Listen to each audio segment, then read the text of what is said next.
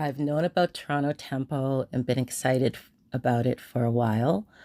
And I heard about Serena Williams and know what she's done for soccer. So it's like, this is great. This is great. But I have to tell you, when I heard that Masai Ujiri was going to be one of the principal owners, I honestly was ecstatic.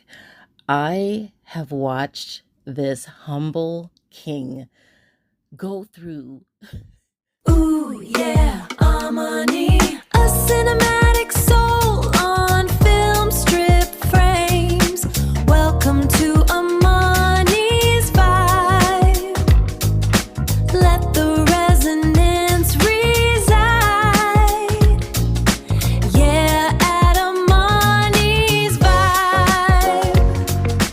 Ooh, that's the vibe. I have watched this humble king go through. I've just watched how he is and what he's done with the Raptors, and I'm a huge Toronto Raptors fan. I mean, that trade with Kawhi was legendary. A lot of things he's done, the players like looking towards the rebuilding, even what's happening with the team now, Masai was responsible for so much of that. And so I think also I went to see his film at TIFF about Giants of Africa and the work that he's been doing for years to build these young male African players and developing basketball in different countries in Africa, and how some of those young people have ended up on the NBA teams.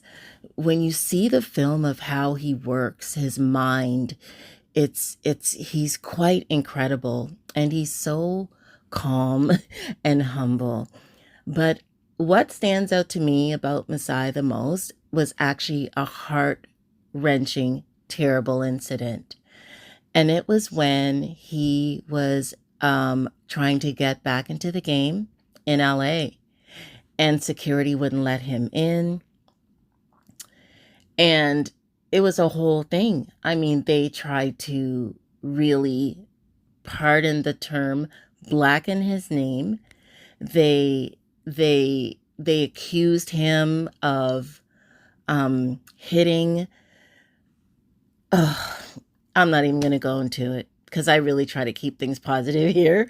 But it was so disgusting to watch untruths unfold in headlines about Masai, when the footage of him trying to get in and kind of being denied, we could all see what happened, and he did nothing wrong, and he's always so calm. But there's always that thing, that reminds you of who you are and tries to keep you in place. And he was very calm about that. He didn't talk about it in interviews, but you can see that it hurt him. Like, I could see that hurt him, a man of his stature. I think that's the hard part about, for me, being proud of my culture, from Africa to the Caribbean to present day, right? From before enslavement to now, from inventors and scientists and all of the great history and knowledge that I know about Black people, people of African descent. There's always this thing of somebody reminding you that they think that you are inferior, and you're not. And that's kind of what that stirred up for me. Now, I'm in the arts, I'm in education, completely different field, but I had a situation at a school one time that was similar to this, very disheartening, terrible, especially because of the work I do and how much I love spreading positivity and teaching about leadership and teaching Black history. And I just had a time where a school executive completely disrespected me, lied about me. I had to go to the school board, to the trustee. It was a whole thing. And these things are part of my story and who I am. And I think from dealing with post-concussion syndrome and all the things I've had to deal with these last 6 years, I don't always remember everything, but I feel that when that happened to Masai, it triggered something in me, and it triggered news items and articles and things that we see that's so negative when there's so much positive still in the world and so much good in the world. So all that to say, I was so, I don't know if the word is ecstatic. I was excited. I was just like, yes, this is actually what we need. And now to know that he will be a part of Toronto Tempo and that development and that mentorship and looking at mentorship for young girls and what this can do to link Africa, the Caribbean, Canada, the States, how it can help people learn about each other through basketball, through sport is incredible. Now, I feel this way about the arts. And I'm always like I love sport. And actually, going off on a tangent, I wasn't able to see a lot of shows, but I was able to see a play called Flex that was put on by Obsidian Theater, and it took basketball and put it on a stage. And Asha James, one of the young um actors, I knew her, and that's like, I have to go to see this play. Now, it was really hard on my vestibular senses because it had effects that were like strobe lights that completely affected me, and I had to close my eyes, but it was incredible. And I was like, this needs to be on Broadway. It's one of the most incredible plays I've ever seen. And I've seen plays on Broadway. I've seen Jelly's Last Jam, and I've seen oh my goodness, I've seen Chicago, and I've seen oh, I can't remember the name of it because it was, oh my goodness. Oh, Bring on the Noise, Bring on the Funk. I saw that on Broadway. Okay. So, yeah, let me tell you, Flex is in that same category, and it's by a young filmmaker. I'll have to look up where she is. But anyways, I'm on a tangent now. But all of that to say that I am, if the word is excited, I feel like I need a better word. I am excited for what is about to happen in Toronto. Tomorrow is Toronto Tempo's first exhibition game. The first actual game, I believe, is May 6th. The court has been built, like the new floor was revealed. The games will be happening in Mississauga.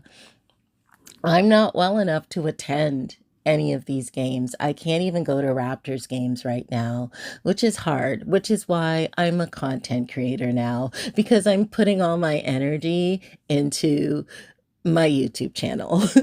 Of the things that I can't do, I can let you guys know stories about these things and what's happening, and why Masai Ujiri is so special and why he's so special to the city of Toronto, why people really love him. And it's not like the same thing like a fandom like stands and craziness. There's a thing about him and his energy that draws you in when he speaks, what he does, and yeah, and I am excited. And I'm excited about the Toronto Tempo. I have to get to know all of the women on the team. I of course know who Kia Nurse is because she is a commentator for the NBA as well and for the Raptors. And then Kayla Gray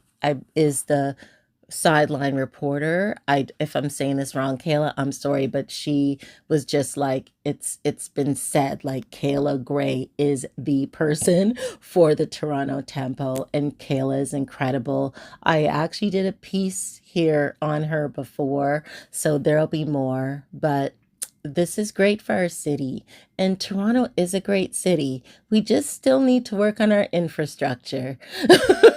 We just really need to work on our infrastructure because now we've got NBA happening here, we've got WNBA, and you know, I know I know the saying that they say for Masai Ujiri. They're always like, in Masai we trust. I you know I I don't say that, but I know that sentiment. But if you follow the Raptors, you'll know that that was like a common trending statement or term, or I don't know what to say, but on social media.